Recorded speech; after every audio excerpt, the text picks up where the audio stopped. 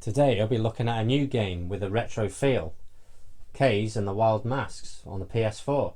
But is this one any good? Let's have a little look.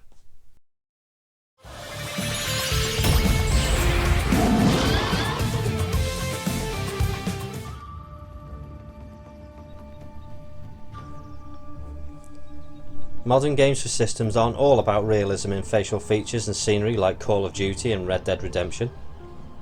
You can still have a great new release with an old school touch like Sonic Mania and Monster Boy. And this game follows in the footsteps with graphics similar to both games. You play as Kaze, a rabbit-style hybrid who must save a friend Hogo from a curse that has created chaos across all the islands. You start off on the first island, which reminds me a little bit of Green Hill Zone. The artwork is crisp, bright, and looks almost like what retro games would look like if they were remade. You collect crystals which contribute to the end of the level achievements, as well as collecting letters to spell out Kaze, and secret zones also add to the end bonus. These are sometimes in view or hidden behind scenery. They are in the form of a portal you must jump into. In the bonus stage you must collect all the gems in a limited time while avoiding enemies or simply traversing across platforms, and in others you must defeat all enemies in the given time. Completing these challenges will contribute towards your end of level bonus.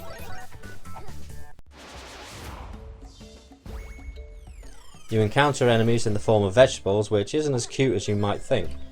They can carry some heavy firepower that can easily catch you out. There's spiked enemies that you can't touch, but you can carefully avoid in some areas.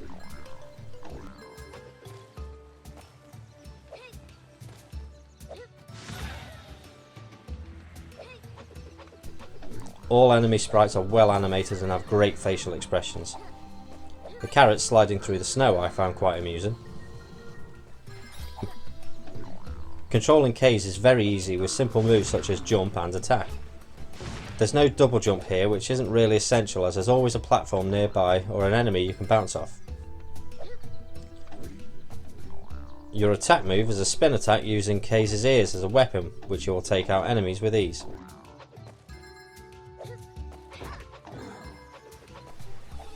There's also a downward attack by pressing jump, down and attack, which slams Kaze to the ground, which will defeat enemies and reveal gems from the ground. When jumping you can hover down using Kaze's ears as a helicopter. This is executed by holding down the attack button. Getting used to this is quite tricky, as I'd expect the jump button to be held down like Rayman or Earthworm Jim. I made many mistakes and lost lives due to this configuration. With some enemies you can simply bounce off the heads to defeat them, and at the same time use them as a way of gaining a greater height than your jump. So what about these wild masks? Throughout the game you'll encounter areas that Kaze simply can't get through without some kind of help. There are masks that can be used to power up Kaze which will help to get through various stages.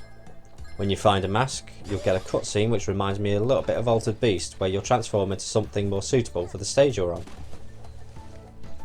Your first encounter will be the underwater stage, where Kaze will have the abilities of a shark. You can then swim freely underwater and have a charge attack to wipe out any enemies in your way. As I haven't got that far through the game just yet, I can't comment anymore on the game, but from what I've played of it so far it's a really good game.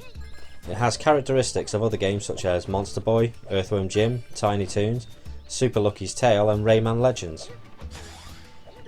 The levels look absolutely stunning with bright and bold colours, and gloomy in some stages to give you a dark atmospheric feel.